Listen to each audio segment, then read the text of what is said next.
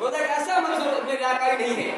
آدمی گھر میں ہوتا ہے، دن کا وقت ہے، گھر میں کوئی نہیں، ممکن ہے کہ بیوی کہیں اور ہو، بچے کہیں اور ہو، گھر میں اکیلے آدمی ہو، ممکن ہے.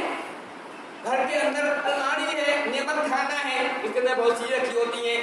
یہ ہمارے پی کا زمانہ ہے، دن کے اندر ٹھنڈے پانی ہو سکتے ہیں، سب ہوتا ہے. دل کہتا ہے کہ میں پانی پی لوں، کوئی یہاں پہ نہیں ہے، نہ بیٹا ہے، نہ بیٹی ہے، نہ بھائی بہن، کوئی یہاں پہ نہیں ہے. لیکن نہیں، نفس کہتا ہے نہیں، کو دیکھے نہ دیکھے اللہ تو دیکھ رہا ہے. یہ دماغ میں خیال آتا ہے آدمی پانی نہیں پیتا ہے. اس عمل کے اندر ریاکاری نہیں ہے. میں نے روزہ ایک ایسا عمل ہے جس میں ریاکاری اور عمل میں ریاکاری ہو جاتی ہے، لیکن روزہ میں ریاکاری نہیں ہے. یہ وجہ کہ اللہ کی فرماتے ہیں سنو، روزہ ایسا عمل ہے جس کے بعد کچھ نہیں ہے. یہ روزہ کا یہ ہے. تو اللہ فرماتا ہے اے لوگوں، روزہ بتا کر تم متقی بن جاؤ. روزہ کا مقصد یہ ہے کہ ہمارا تقویٰ آ جائے. مہینے جو ہے مکمل طور سے ریاکاری کو دور بھگاتے ہوئے، دکھاوا دور بھگاتے ہوئے اور خلوص سے ہم روزہ رکھیں گے.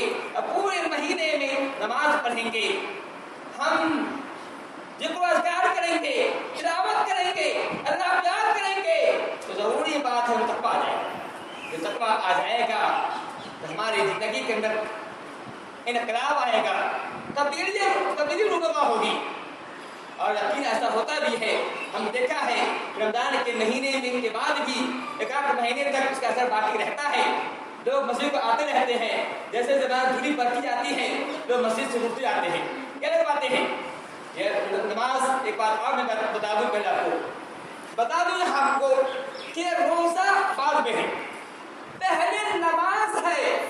نماز چھوڑنا کفر ہے. روزہ اسی کے لیے ہے جو نماز پڑھتا ہے. نماز روزہ نہیں ہے.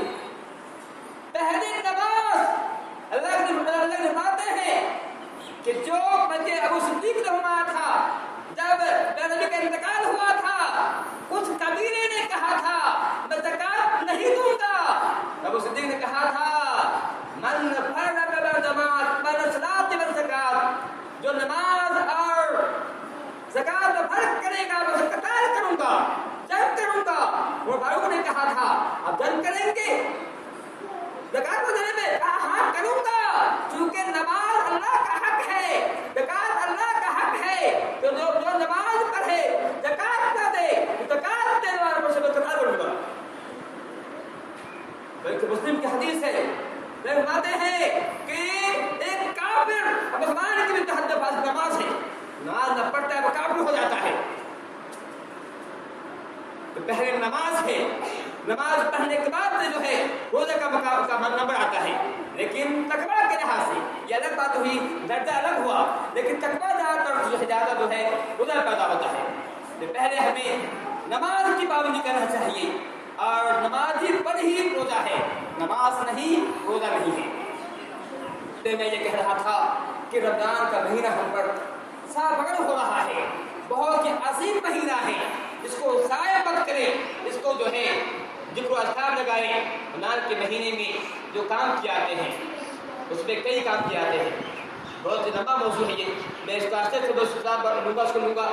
نماز کے انتظام میں سب سے پہلا کام ہمیں کرنا ہے، روزہ کے علاوہ ہمیں کام نہ کرنا ہے، تعبیر پڑھنا ہے.